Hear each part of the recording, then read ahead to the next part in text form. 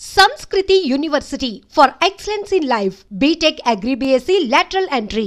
And ఇప్పుడు మీతో మాట్లాడుతుంటే స్పిరిచువాలిటీ అంటే ఆ మాటలు కానీ అవన్నీ మనకు అర్థమవుతుంది. అండ్ మీ సినిమాల్లో మధురంలో కానీ మనులో కానీ ఇప్పుడు 8 వసంతాల్లో కానీ దేవుళ్ళ రెఫరెన్స్ చాలా ఎక్కువ కనిపిస్తుంది. ఈవెన్ హీరోయిన్కి తను మళ్ళీ కెరీర్ మీద ఫోకస్ చేయలేనప్పుడు మీరు ఒక సీన్ తీస్తారు, దాంట్లో అమ్మాయికి భగవద్గీత ఇస్తారు చేతికి.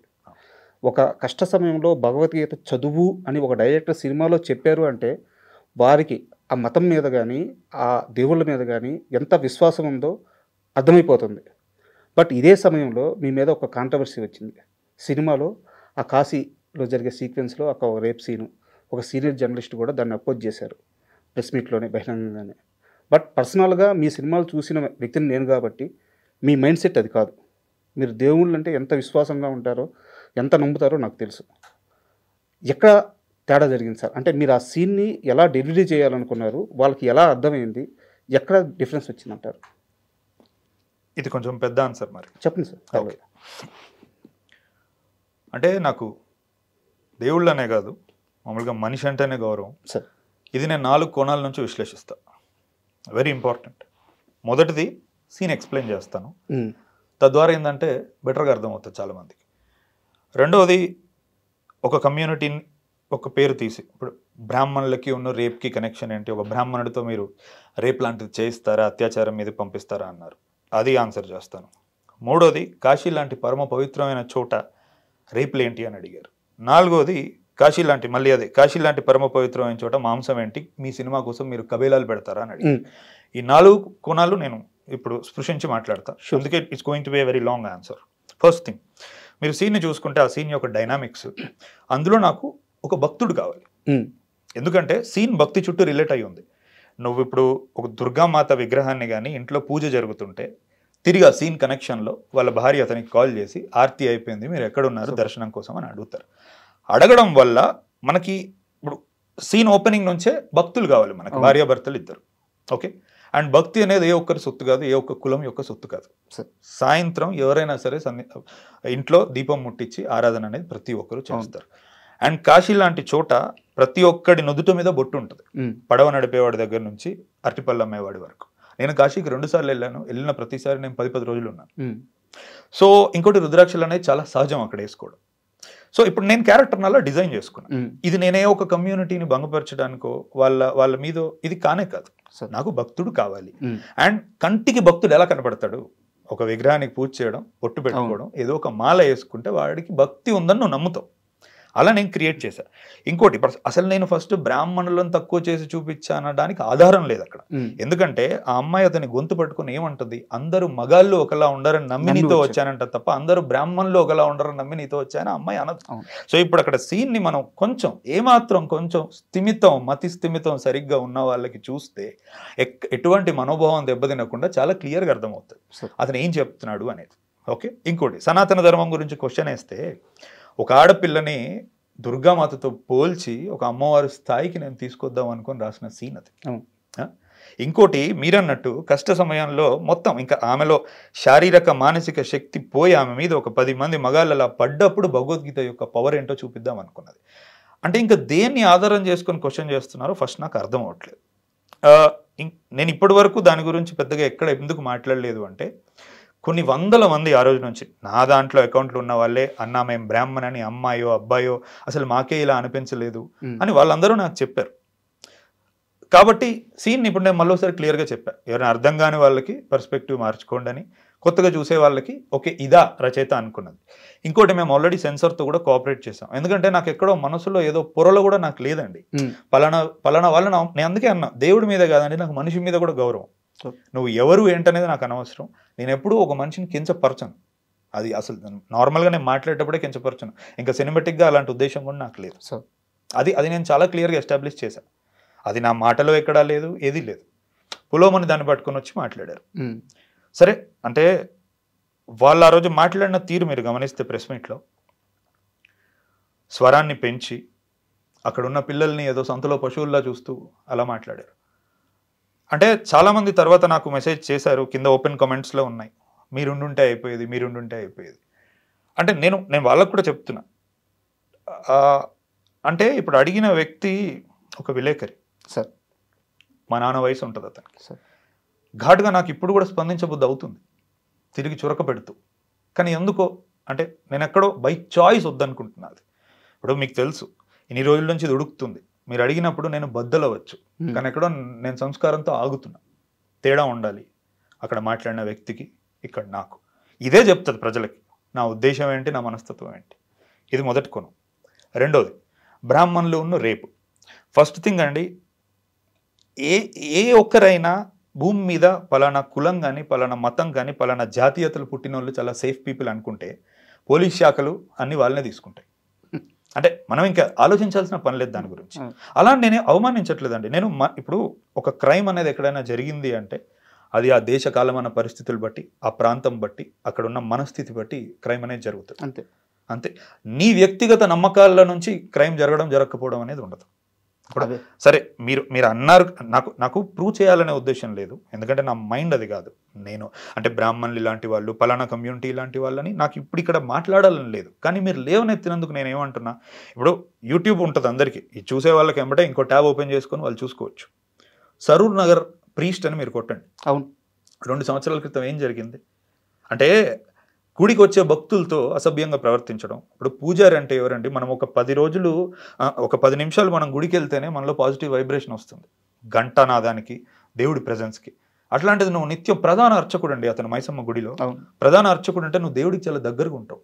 అలాంటప్పుడు కూడా అతని మానసిక పరిస్థితిలో అక్రమ సంబంధం కానీ ఇంకోటి కానీ పెట్టుకొని పాపం ఆ అమ్మాయిని చంపి మ్యాన్ హోల్లో పెట్టి పైన సిమెంట్ పెట్టారు. అంటే నువ్వు ఏదైతే ఒక కులం పేరు తీసుకొని మాకు రేపు అంటగడతావా అంటే నేను తిరిగి ప్రశ్న అడుగుతున్నాను. నేను అడగట్లేదు, సమాజం అడుగుతాను. అక్కడ కులం కాదు కదా సార్, ఆ వ్యక్తి మానసిక స్థితి అది. ఇది అర్థం చేసుకోలేక ఇప్పుడు బ్రాహ్మణుడు రేపు ఏంటి అనే పదం అతను మాట్లాడాడు కాబట్టి నేను అడుగుతున్నా ఈ విషయం. ఎవరైనా సరే, రాజైనా పేదైనా మానసిక స్థితి బట్టి నేరం అనేది చేస్తాం ఏంటి. ఇది కూడా నేను చెప్పాలా? ఇప్పుడు నువ్వు ఒక విలేకరివి, సమాజ స్థితిగతులు ఏంటి, అవగాహన పరిస్థితులు నీకుండాలి. రచయితగా దర్శకుడిగా నేనే పెన్ను పట్టుకున్నప్పుడు ఇంత బాధ్యతాయుతంగా తెలుసుకొని ప్రవర్తిస్తున్నా. 100 మంది, లక్షల మంది, కోట్ల మంది చూసే ముందు నువ్వు ఒక ప్రశ్న లేవనెత్తే ముందు ఏం తెలుసు, ఎంత తెలుసు అని నువ్వు సమీక్షించుకొని నువ్వు అడగవు ఆ ప్రశ్న. నేను చెప్పేది ఏముందండి అందులో, ప్రజలు చెప్తున్నారు. కిందెళ్ళి కామెంట్లు చూస్తుంటే ఇప్పుడు నాకు అంటే నేను ఇప్పుడు ఫోన్ తీసి చూపించవచ్చు. ఒక అమ్మాయి ఆల్రెడీ నాకు మెసేజ్ కూడా పెట్టింది, రేపు మీరు ఈ విషయం గురించి మాట్లాడితే పలానా విలేకరికి నా సమాధానం చెప్పండి. నాకు ఇంకా అల్లరి చేయాలని లేదు కాబట్టి నేను ఫోన్ బయటికి తీయట్లేదు. ఇలాంటి ఎన్నో వచ్చినాయి. మూడో కోణం అంటే కాశీ లాంటి పరమ పవిత్రమైన చోట రేపేంటి అన్నారు. 2 నెలల క్రితం అండి ఇదే యూట్యూబ్లో వారణాసి గ్యాంగ్ రేప్ అని కొట్టండి. 23 మంది ఒక ఆడపిల్లని అంటే 12th అమ్మాయి వారం రోజుల పాటు అబ్డక్ట్ చేసి, డ్రగ్ చేసి, అసాల్ట్ చేసి రేప్ చేశారు. జరిగింది సార్. ఎక్కడ జరిగింది ఇది? అక్కడే కదా. అంటే అంటే ఎవడో తప్పు చేయడం వల్ల ఆ చోటు పాడవదు, అందరూ మంచోళ్ళు ఉండడం వల్ల ఆ చోట్లో ఏ తప్పు జరగదు అనేది మూర్ఖత్వం నేను అనేది. ఇప్పుడు కెలిడోస్కోప్ సిటీ అని ఒక పుస్తకం ఉంటుంది. ఒక ఫారినరు ఇండియాకు వచ్చి 1 year వారణాసిలో ఉండి ఆ పుస్తకం రాశాడు. అంటే నాకు వారణాసి అంటే చాలా ఇష్టం, కానీ కేవలం వారణాసి అంటే విశ్వనాథ్జీ టెంపుల్, ఈ ఘాట్స్ స్పిరిచువల్ థింగో కాదు. అటువైపు వారణాసిలో చాలా వెల్ ముస్లిం పాపులేషన్ కూడా ఉంది.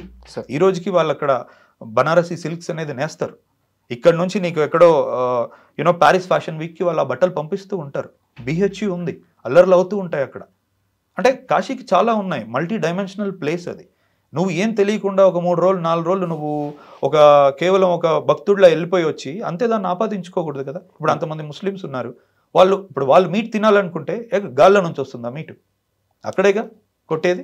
కాశీలో స్లాటర్ హౌస్ ఏంటంటే సరే అదే గూగుల్లో ఓపెన్ చేసుకుని స్లాటర్ హౌసెస్ ఇన్ కాశీ అని టైప్ చేయండి.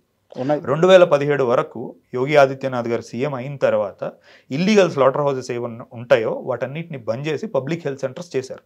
వాటిని ఆయుష్మాన్ ఆరోగ్య కేంద్ర అంటారు. ఇప్పటికీ 1300-1400 స్క్వేర్ ఫీట్లో ఉన్న ఎన్నో కబేలాల్ని, స్లాటర్ హౌసెస్ని వాళ్ళు ఇప్పుడు మారుస్తున్నారు. అంటే ఇది ఏమీ తెలియకుండా, ఇలాంటివి ఏమీ తెలియకుండా అక్కడ కూర్చొని ఒక గొంతు పెద్ద చేసుకొని మాట్లాడితే ప్రపంచానికి నీకేం తెలీదో తెలుస్తుంది. ఈరోజు నేను మాట్లాడుతున్నా కాబట్టి నేను ఎంత తెలుసుకొని సినిమా తీసానో తెలుస్తుంది. ఇది అంటే ఇప్పుడు విలేకరుగా మీకు ఒక బాధ్యత ఉండాలి. మాట్లాడేటప్పుడు మీరు ప్రజలకి మాకు ఒక వారధి, మీరు అడిగిన ప్రశ్న వల్ల మేము ఆలోచించగలగాలి, అంతే తప్ప మీ తెలియంతనం బయట పెట్టుకోకూడదు.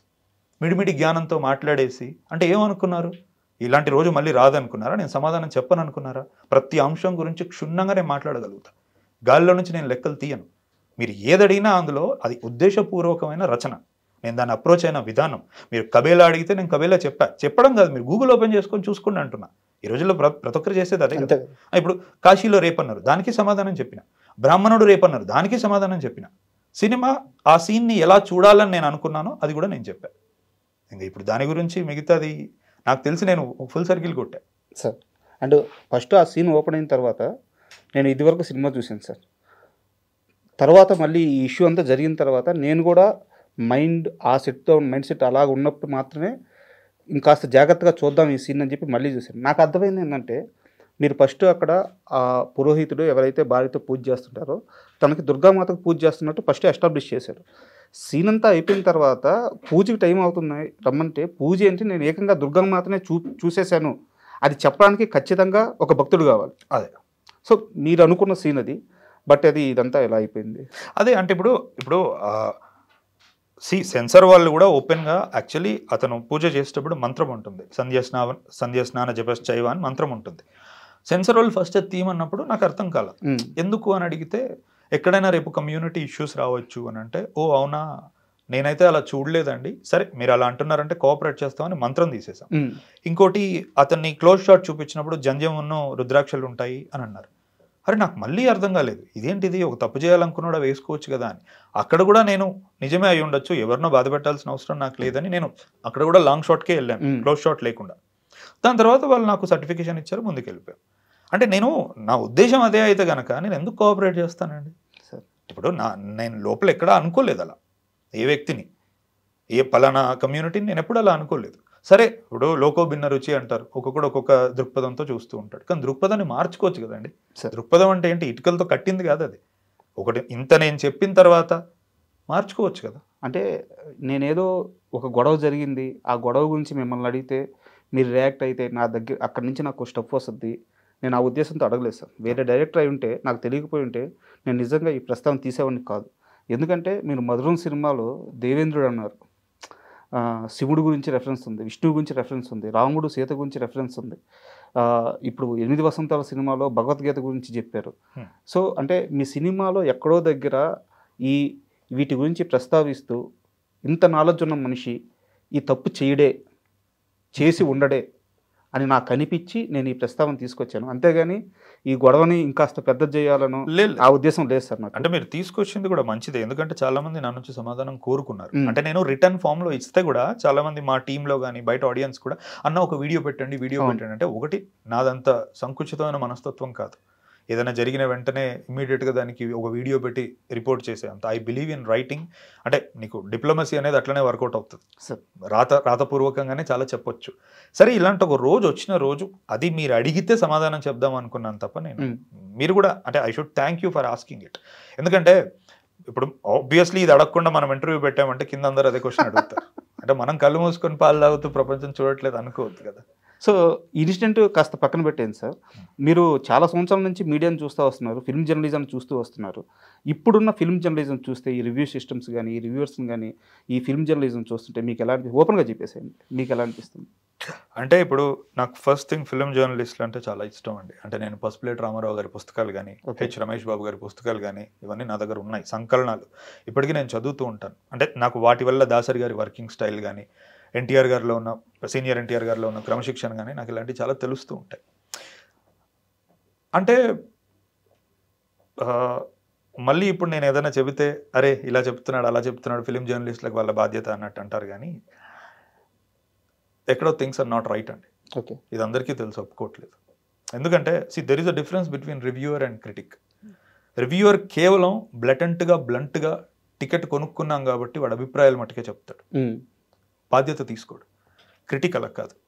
క్రిటిక్ ఏంటంటే సినిమా ఇన్ జనరల్ అండ్ ఒక దర్శకుడి యొక్క ఎక్స్ప్రెషన్ ఇన్ పర్టికులర్ని తను బేరీజ్ వేసి మాట చెప్తాడు. అందుకే నిజమైన క్రిటిక్స్ చెప్పిన మాటల్ని చూసి మారిన ఫిల్మ్ మేకర్స్ ఉన్నారు ఈ ప్రపంచంలో. అంత శక్తి ఉంటుంది ఫిల్మ్ క్రిటిసిజంకి. నీకు అందుకే క్రిటిసిజం అనేది అవతల వ్యక్తి బాధపడకుండా, ఎందుకంటే అందరు క్రియేటివ్ పీపుల్ మేము, అంటే మ్యూజిక్ డైరెక్టర్లైనా, యాక్టర్లైనా, నేనైనా, నిర్మాతలైనా, ఎవరైనా చాలా సున్నితమైన పీపుల్. మేము సున్నితంగా ఉంటాం కాబట్టే ఈరోజు మేము వేరే వాళ్ళ మనసుల్ని తడమగలుగుతాం. అలాంటి సున్నితమైన వ్యక్తులకి వాళ్ళ వర్క్ గురించి చెప్పేటప్పుడు ఏ పద్ధతిలో చెప్పాలి అని తెలుసుకోవడమే క్రిటిసిజం. ఓకే, అది కర్ర విరగకూడదు, పాము చావాలి. ఇప్పుడు రివ్యూవర్స్కి అది ఉండదు.